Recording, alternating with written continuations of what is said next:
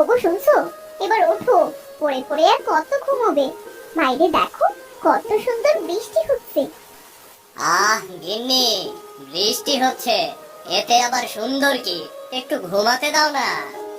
তুমি না কেমন মানুষ, অনেকই তো ঘুমাবে, আর কত ঘুমাবে? উঠে একটু দেখোই না বাইরের পরিবেশটা। ওঠো না, আরে একটু দেখোই না, তোমার খুব ভালো লাগবে। ধুর ও বাবা, একটু শান্তিতে ঘুমোতেও দেয় না। কি গো গিন্নি, কেমন মানুষ তুমি? একটু ঘুমোতে দেখলেই আমার কানের গোড়ায় এসে ঘ্যানর ঘ্যানর শুরু করে দাও। আমাকে একটু ঘুমোতে দেখলে তোমার শান্তি লাগে না? যতক্ষণ আমার ঘুম না ভাঙাতে পারো তোমার আর শান্তি নেই। ওগো রাগ করছো কেন? বাইরে রিমঝিম বৃষ্টি পড়ছে, পরিবেশটা কত সুন্দর ঠান্ডা বলো তো।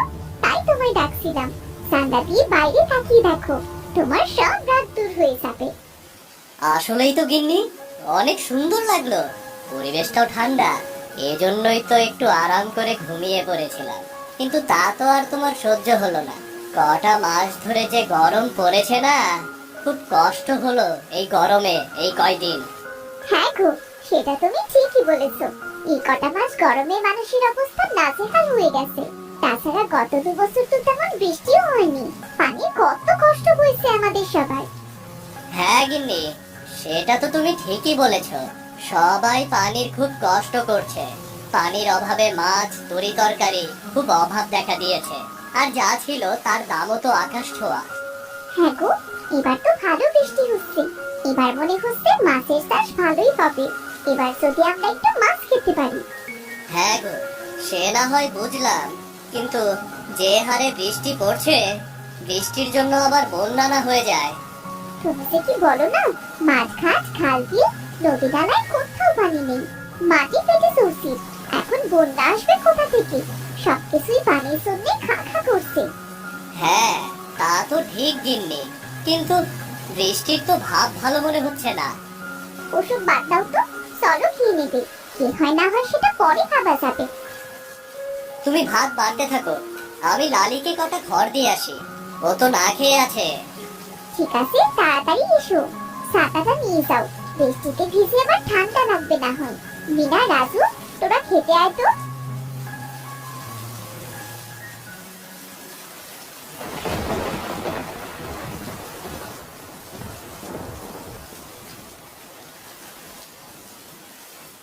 লালি, এই নে, এই খাবারগুলো তাড়াতাড়ি খেয়ে নে। বৃষ্টিতে কিন্তু আর বাইরে আসবো না, সারা রাত এগুলো খেয়েই থাকবি, কেমন? বাবা, তাড়াতাড়ি ঘরে এসে দেখো, আকাশ কেমন কালো মেঘে ভরে গেছে, মনে হচ্ছে এক্ষুনি কাল বৈশাখী ঝড় উঠবে। হ্যাঁ রে মা, আসছে। আকাশে জোরে বিদ্যুৎ চমকাতে লাগলো, মুষলধারে বৃষ্টি শুরু হলো, জোরে হাওয়া বইতে শুরু করলো। মা, আমার খুব ভয় করছে, দেখো কি পরিমাণ বৃষ্টি শুরু হয়েছে, মনে হচ্ছে সবকিছু ডুবে যাবে।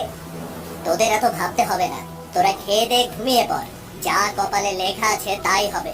গিন্নি, মিনার রাজুকে খাবার খাইয়ে ঘুম পাড়িয়ে দাও। আর খেয়ে নে তাড়াতাড়ি, খেয়ে তাড়াতাড়ি ঘুমো, ঘুমিয়ে গেলে আর ভয় করবে না, আর কিচ্ছু টের পাবি না। ঠিক আছে মা, চলো তাহলে।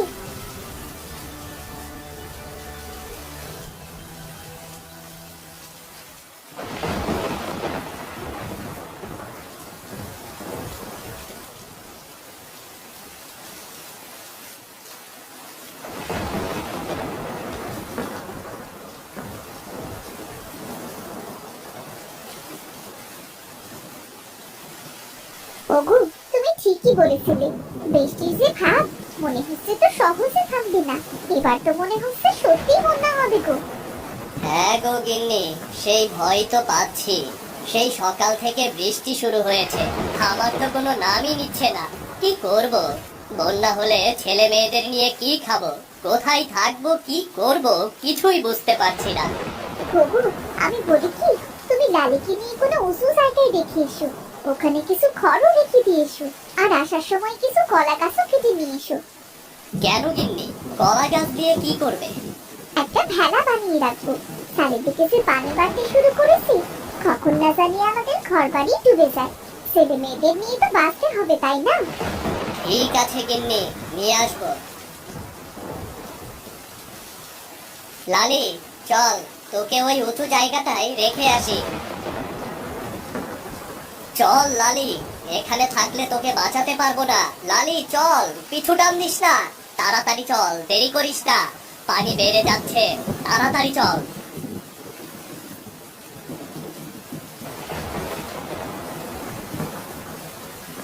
লালি, এখানে তুই থাক, যদি বেঁচে থাকি তাহলে তোর সাথে আবার দেখা হবে।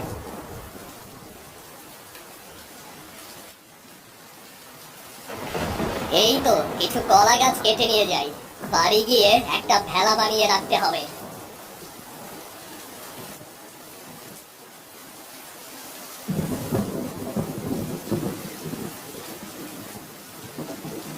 গিন্নি, ও গিন্নি। হ্যাঁ, তুমি এসেছো। বেশ কটা কলা গাছ তো এনেছো। এতে ভালো বড় একটা দেখে ভেলা তৈরি করা যাবে। আর দেরি করলে হবে না গিন্নি, এসো, কলার ভেলা তৈরি করতে হবে। চারদিক পানিতে থই থই করছে, মনে হচ্ছে যে কোনো সময় ঘর বাড়ি পানিতে ডুবে যাবে। ওগো, এখন আমরা কি করব? কোথায় যাব? ছেলে মেয়েদের নিয়ে কি করব? সৃষ্টিকর্তা যে কপালে কি লিখে রেখেছে কে জানে। সৃষ্টিকর্তাকে ডাকো, দেখবে আমাদের কিছুই হবে না।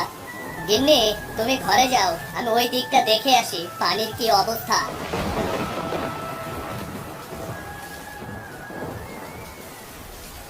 এ কি, গ্রামে পানি ঢুকতে শুরু করেছে। না না, এভাবে বসে থাকা আর ঠিক হবে না, এক্ষুনি যে কোনো একটা ব্যবস্থা করতেই হবে।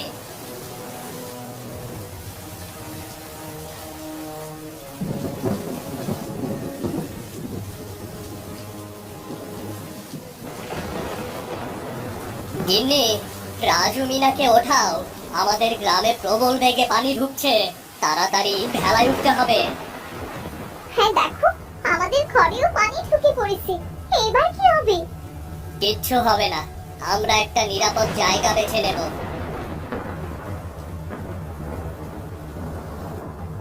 মিনা, রাজু, ওঠ তাড়াতাড়ি, আমাদের যেতে হবে, না হলে যে আমরা পানিতে ডুবে পড়বো। মা, ও মা, আমাদের ঘরের মধ্যে তো পানি আর পানি, এত পানি আসলো কোথা থেকে? আমরা এখন কোথায় থাকবো মা? মা, এখন আমাদের কি হবে? আমরা তো মারা যাবো মা। কাঁদিস না রে মা, সৃষ্টিকর্তার উপর ভরসা রাখ তোরা। তাড়াতাড়ি বাইরে গিয়ে খেলায় উঠ, তোদের বাবা বাইরে আছে। মা, মা তুমি যাবে না? হ্যাঁ তোরা যা, আমি এক্ষুনি আসছি।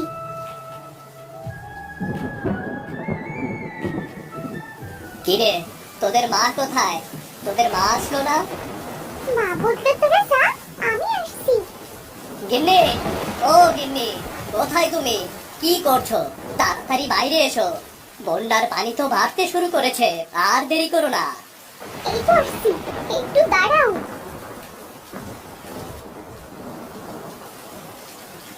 মা, তুমি তাড়াতাড়ি আসো। এই তো এসে গেছি মা। কি গো, তুমি কি করছিলে? আর তোমার হাতে এগুলো কি? কিছু শুকনো খাবার, কে জানে কতদিন এভাবে ভেলায় বেশি বেড়াতে হবে, কবে বন্যার পানি কমবে, আর একটু কিছু না খেলে তো আমরা মারাই যাব। হ্যাঁ গিন্নি, সেটা তো তুমি ঠিকই বলেছো। এখন চলো রওনা দেই, কে জানে কি আছে আমাদের কপালে। ওগো, কত কষ্ট করে আমরা একটু একটু করে আমাদের ঘরবাড়ির জিনিসপত্র তৈরি করেছিলাম, এই সর্বনাশা বন্যা আমাদের সব শেষ করে দিল গো।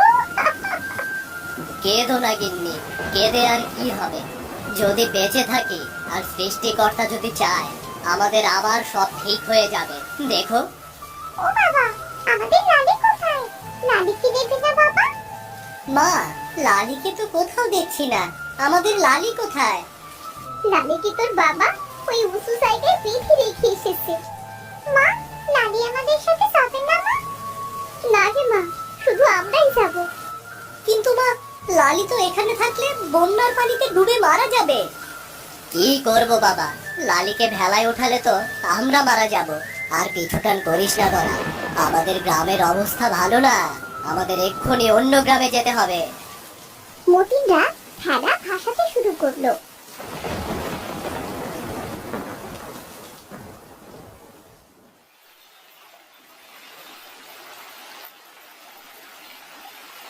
ভাসতে ভাসতে তারা অন্য গ্রামে চলে গেল।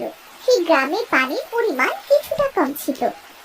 ওই তো গিন্নি, মনে হচ্ছে ওখানে বন্যার পানি আসেনি। চলো আমরা ওখানে নামি। হ্যাঁ, তাই চলো। মা, ও মা, আমার খুব খিদে পেয়েছে, আমাকে খেতে দাও। হ্যাঁ রে বাবা, একটু ধৈর্য ধর, ওখানে নেমে তোদের খাবার দেবো।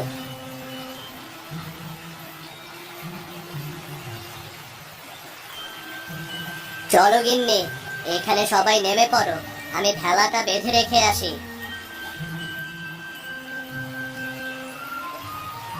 সবাই এখানে বসো, আমি তোমাদের খেতে দিচ্ছি। ভাগ্যিস গিন্নি তুমি খাবারগুলো এনেছিলে, তা না হলে তো এখন খিদের যন্ত্রণায় আমাদের মরতে হতো। হ্যাঁ গো, এই জন্যই তো এনেছিলাম। নাও নাও, সবাই কটা চিড়ে মুড়ি খেয়ে একটু পানি খেয়ে নাও।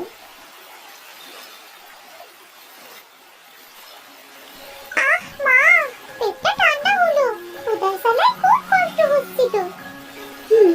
ওগো, খাবার তো হলো, এখন তো রাত হতে চলেছে, আমরা থাকবো কোথায়? রাতে তো আর এভাবে থাকতে পারবো না। কি যে করবো গিন্নি, কিছুই বুঝতে পারছি না। অচেনা গ্রাম, এখানে তো কেউ আমাদের সাহায্য করবে না। তোমরা এখানে বসো, দেখি আমি কিছুর ব্যবস্থা করতে পারি কিনা। ঠিক আছে, তাড়াতাড়ি ফিরে এসো, দেরি করো না কিন্তু। ঠিক আছে গিন্নি।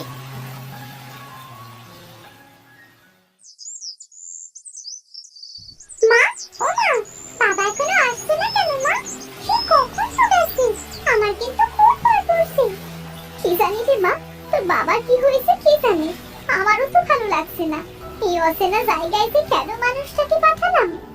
চিন্তা করো না মা, ওই তো দূরে মনে হচ্ছে বাবা আসছে। কই, ওই তো, ওই তো তোর বাবা চলে এসেছে। এবার আমাদের আর চিন্তা নেই। বাবা তুমি এসেছো, আমরা কত চিন্তা করছিলাম জানো। কি গো, এত কলা পাতা এনেছো কেন?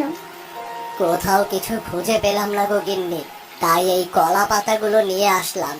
বন্যার পানি এই গ্রামে ঢোকাও শুরু করেছে।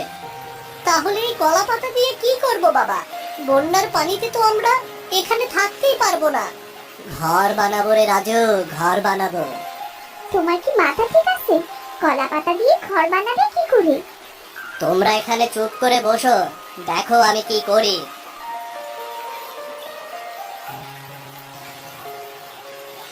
এরপর মতিন কলা পাতা দিয়ে সেই ভেলার ওপর ঘর বানাতে শুরু করলো। বেশ কিছুক্ষণ পর কলা পাতায় বাড়ি তৈরি হয়ে গেল। গিন্নি, কই তোমরা? এসো, আমার কলা পাতার বাড়ি বানানো হয়ে গেছে।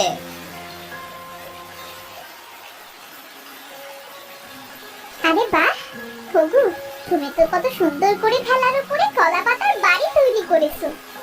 হ্যাঁ গিন্নি, এবার বন্যার পানিতে আমাদের কষ্ট হবে না, এই ঘরে খুব ভালোভাবে থাকতে পারবো। এরপর বন্যার পানি স্বাভাবিক হলে আমরা আমাদের বাড়িতে ফিরে যাব। কি মজা, কি মজা, আজ আমরা নতুন করে থাকবো কলা পাতার ঘরে। চলো মা, আমরা আমাদের নতুন কলা পাতার ঘরে যাই।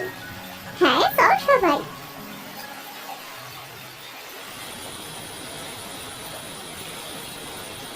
বাবা, আমাদের কলা পাতার ঘর তো ভেতর থেকে আরো সুন্দর লাগছে। মিনা, রাজু, অনেক রাত হয়ে গেছে, এবার তোরা ঘুমিয়ে পড়।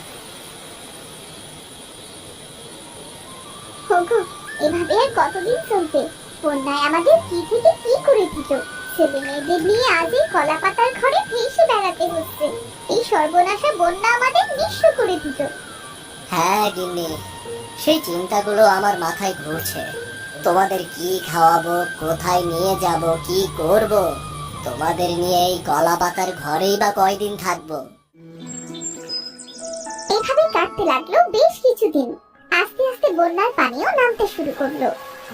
ওগো, সব খাবারও তো ফুরিয়ে গেছে। আর কলা পাতার ঘরে ছেলে মেয়েদের নিয়ে আর কতদিনই বা থাকবো? বন্যার পানি তো নামতে শুরু করেছে। এবার চলো আমরা আমাদের গ্রামে ফিরে যাই। হ্যাঁ গো গিন্নি, আমিও তো তাই চিন্তা করছি। কলা পাতার ঘরেও বা আর কতদিন থাকবো? পাতাও তো নষ্ট হয়ে যাচ্ছে। চলো নিজেদের গ্রামে গিয়ে কাজ কাম করে কোনো মতে চললেই হবে। মা, তাহলে আমরা কি কলা পাতার ঘরে আর থাকবো না মা? না রে মা, আমরা আমাদের গ্রামে ফিরে আবার আগের মতো ভালোভাবে থাকতে শুরু করব। গিন্নি, তাহলে সবকিছু গুছিয়ে নাও, আমরা আমাদের গ্রামের দিকে ফিরে যাই।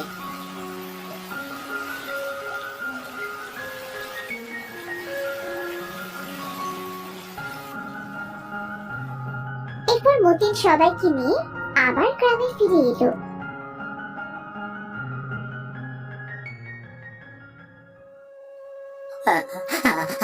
আই গিন্নি, এ কি সর্বনাশ!